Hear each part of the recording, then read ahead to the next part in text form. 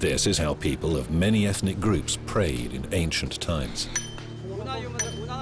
Today, this is the sort of worship that can only be found in this Russian region.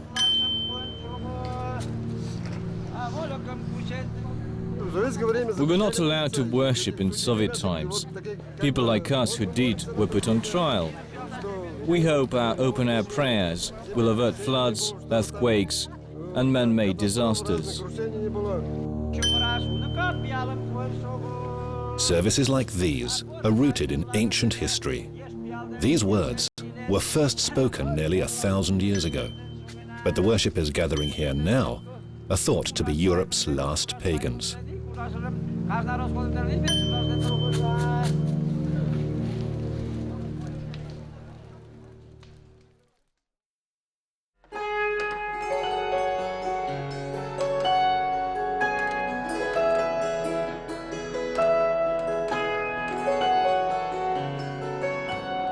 EVGENY KAMENSHCHIKOV and his family are about to set out on a journey, one that's been 1,000 years in the making. Many others living in this republic will do the same, just as their ancestors have done over the centuries. EVGENY and his wife Vera live in a small village called Ivan-Sola. It's in the Mari El Republic, about 800 kilometers east of Moscow.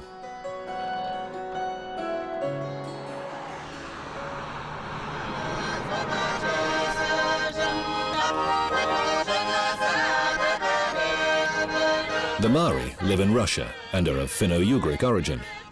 There are two main groups, Highlanders and Lowlanders. Although both believe they belong to the same ethnic group, they speak different languages and live in different regions of the Republic.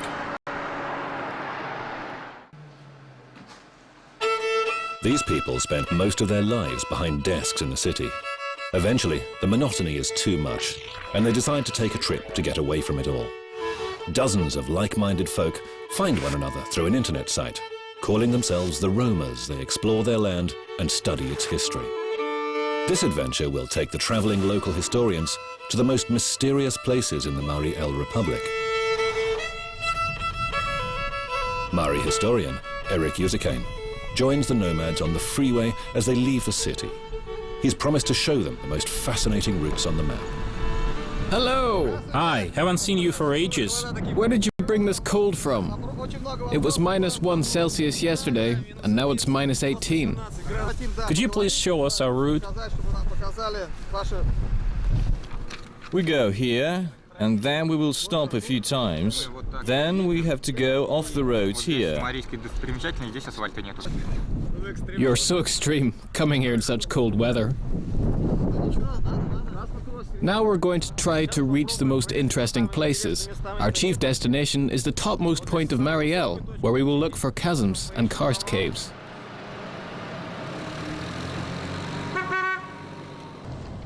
The Republic's highest point is Mount Chuksha.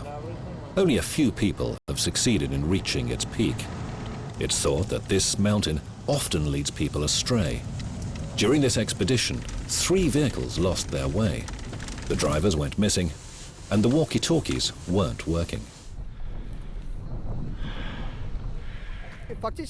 People often get lost in this area. They just lose their bearings. There is something odd going on when we can't establish contact with one another, either by phone or walkie-talkie. However, all the explorers eventually reunite. According to them, Mount Chuksha in Mari El is considered a zone of abnormal activity. Local people often see unidentified flying objects here. This topmost point of Mari El is at the altitude of 284 meters above sea level. It is the true apex of the Mari world. It offers a magnificent view of the surrounding landscape.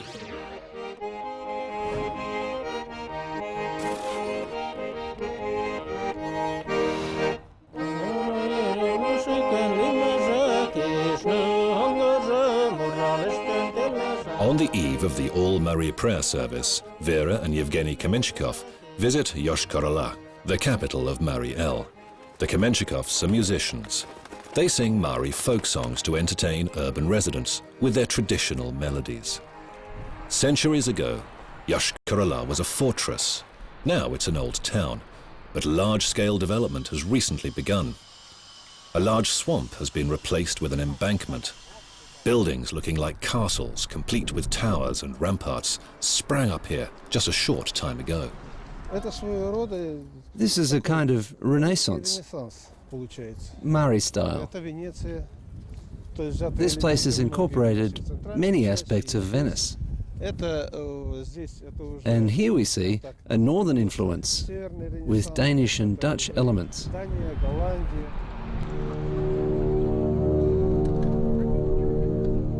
Similar buildings went up in the Mariel Republic quite a long time ago. One example is a magnificent old castle standing on the banks of the Volga, 200 kilometers from Yoshkar-Ola. It was built amidst a thick forest by Russian aristocrats of the Sheremetyev clan. The castle was built not only by Russian masters, but also by foreign ones.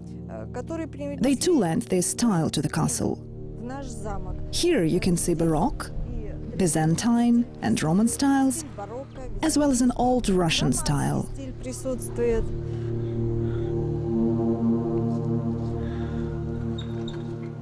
In Soviet times, the castle was turned into a holiday resort, but tourists were apprehensive about the building. Local people spoke of ghostly inhabitants who they believed to be the castle's guardians.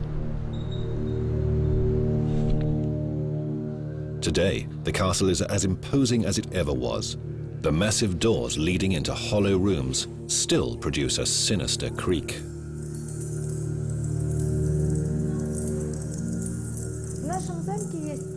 There are ghosts in our castle. We hear the doors creaking as they move from room to room. But they don't bother us. We share a common ground and get along with them quite well.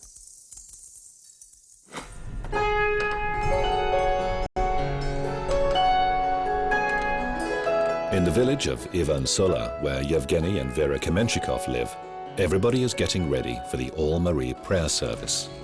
Yevgeny KAMENSHCHIKOV cleans his body in a bathhouse before facing one of the most important events in his life. At daybreak, he will take part in one of the most ancient of sacred rites for the Mari people. Tomorrow I'll take a candle to the sacred grove. The best wicks for such candles are made of hemp. Candles bought from shops are no good for this purpose. They should be homemade. The candle symbolizes the link between me and God. It will take my prayer to Him. You're as mighty as you're forgiving, a mother blessing her sons, a life-giving God. Unlike Christians who pray in church, these worshippers go to a grove where they seek communion with nature. But before setting out, they say a brief prayer at home.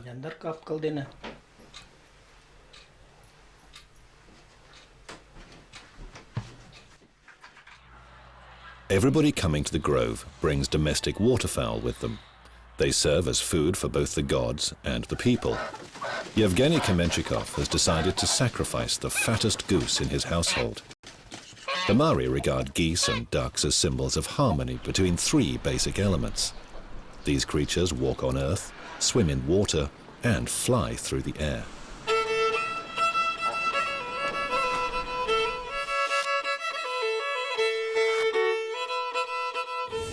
"800 animals were sacrificed here, including a bull calf and a ram, as well as geese and ducks." One woman from the Roma's team has a good knowledge of the area, and she provides a running commentary for them. The prayer service is taking place near the 5 sacred trees. Each tree is dedicated to a particular deity. Everyone carefully follows the guide's words as they take in the sights along the way. The Ushkoy Rota Grove is on the left-hand side. People pray in this sacred place. As soon as we get to the village of Nursala, we will turn left.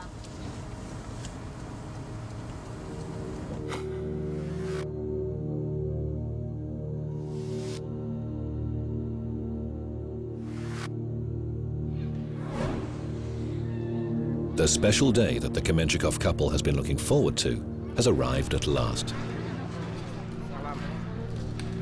Vera and Yevgeny have reached the sacred grove situated 100 kilometers from Yoshkar-Ola. They've brought waterfowl along for sacrifice. Birds have also been brought by Mari from all over the Republic, also there to offer prayers to their gods. At first, the grove resonates with goose honks. Soon after, there are only the echoes of priestly prayers. These pagan priests know how to communicate with the gods. People praying in a grove lost amidst pines and birches have strong beliefs in the forces of nature. They insist their faith is the world's oldest.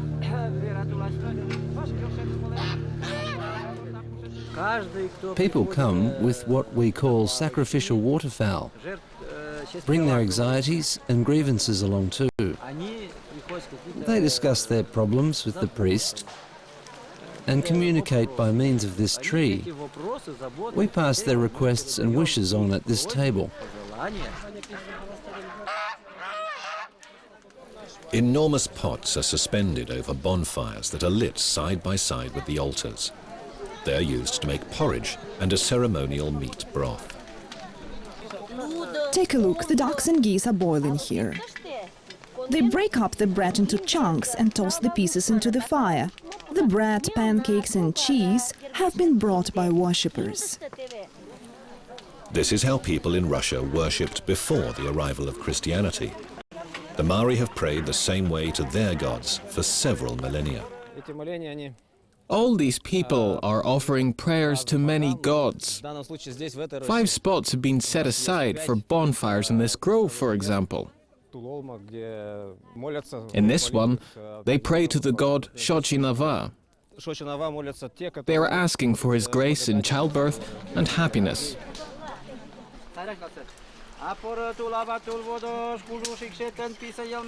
The skin, bones and organs of the birds are cremated in the bonfires.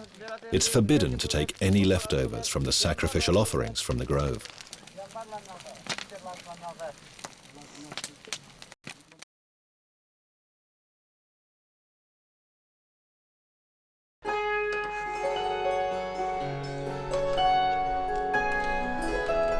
Gorno-Mariski district in the southwest of Mariel is full of historic sites and rich in legends.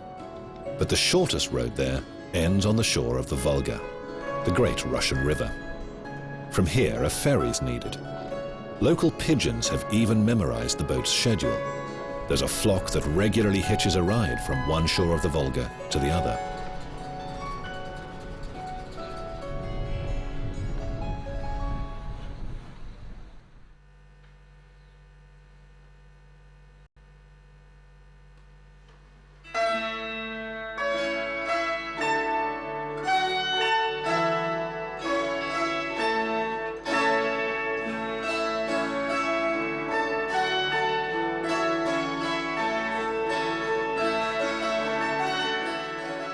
People here take pride in the fact that nearly all local women learn to play the gusli from a young age. It's a very ancient and traditional musical instrument. In the old days, its strings were made from animal entrails or horsehair. Locals insist that gusli music reveals the full character of the Mari people. The art of gusli playing has been handed down from generation to generation. There are very many music players here. We call this place Gusli Land.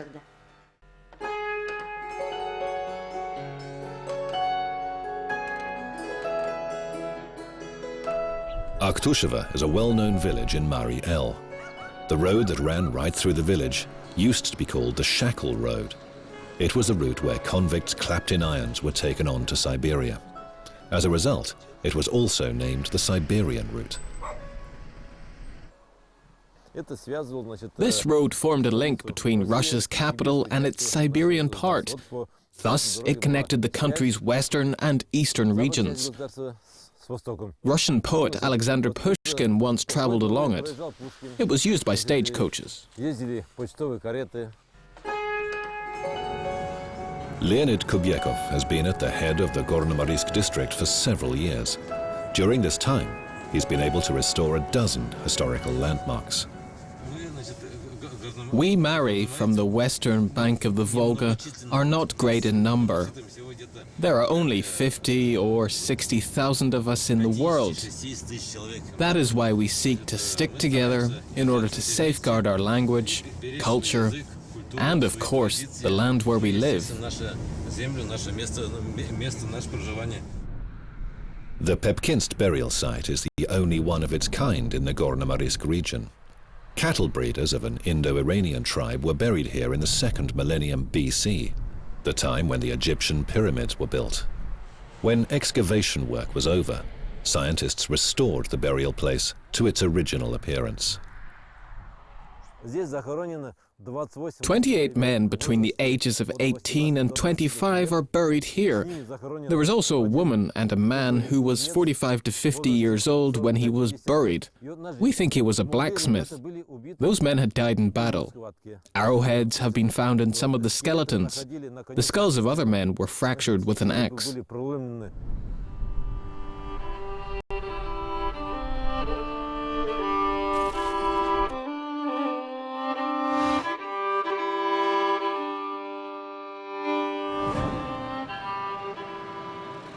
The Roma's convoy suddenly stops at the edge of a swamp.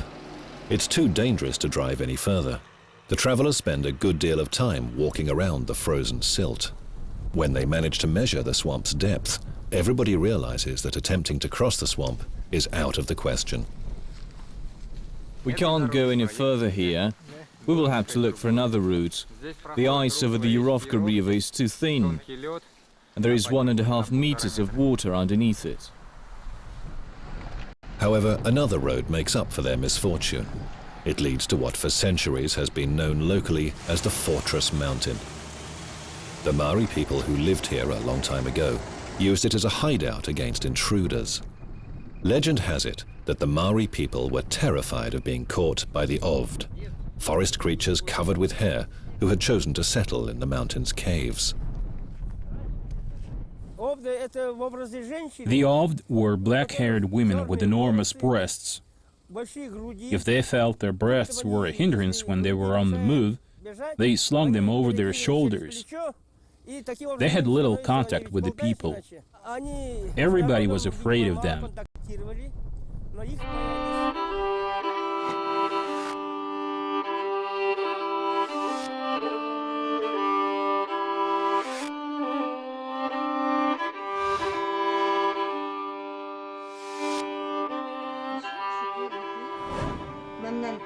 This happened a long, long time ago.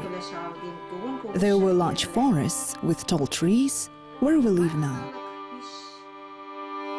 Legends about the Gorno-Marisk region have been handed down over the centuries by word of mouth.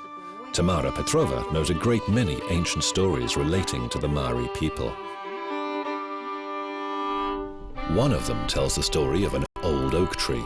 Several generations of Mari people have paused in its shade for a rest. The local people regard this tree as sacred. It is around 1,000 years old.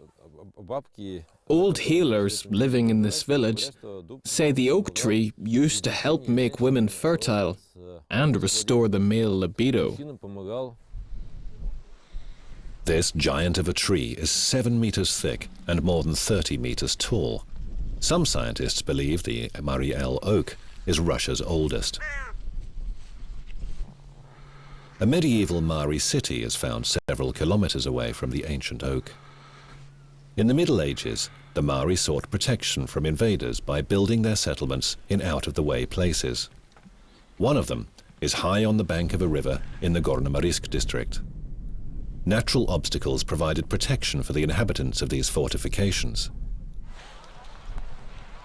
In 1813, Mari people came to this grove from all over the region to pray for a Russian victory over Napoleon. People in the surrounding villages still tell the story of the Mari who sacrificed 26 horses to the gods.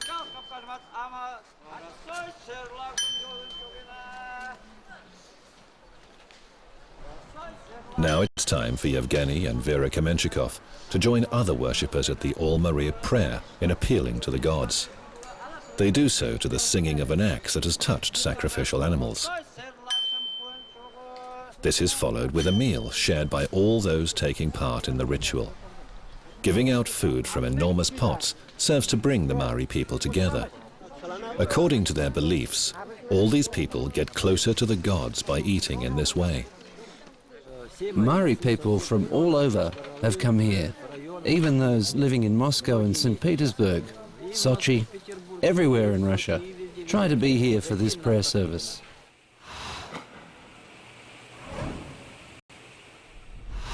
Before nightfall, the roamers finally find what they set out for at the start of the expedition, the Pumor-Karst depression. Upon seeing an enormous pit in the very center of a field, they halt their vehicles at a safe distance from it. People living in this village used to plough this field and grow crops on it. But one night, they were awakened by a loud noise.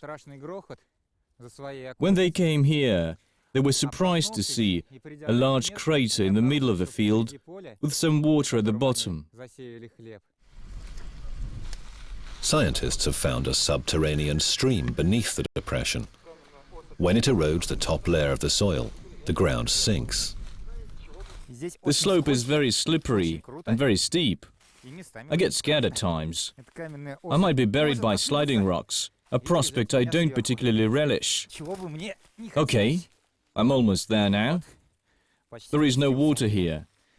Local people prefer not to descend into the depression because this kind of cataclysm might happen at any time. There is much to be learned from such expeditions. People think that such things are only found in faraway lands, but they are much closer to home.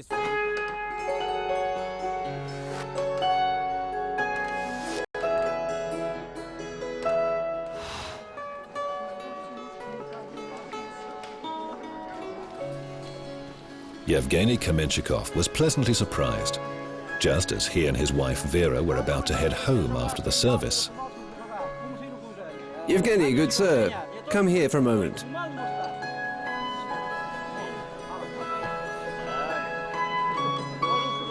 The priest's white cap was ceremonially placed upon his head as a token of great respect.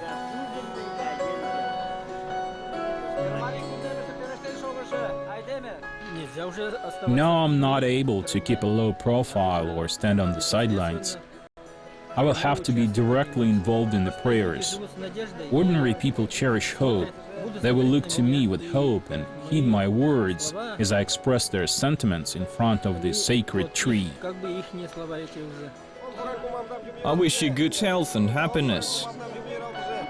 The KAMENSHCHIKOV couple has taken a plunge into the ancient faith of their people. By coming here, they have truly experienced the joy of communion.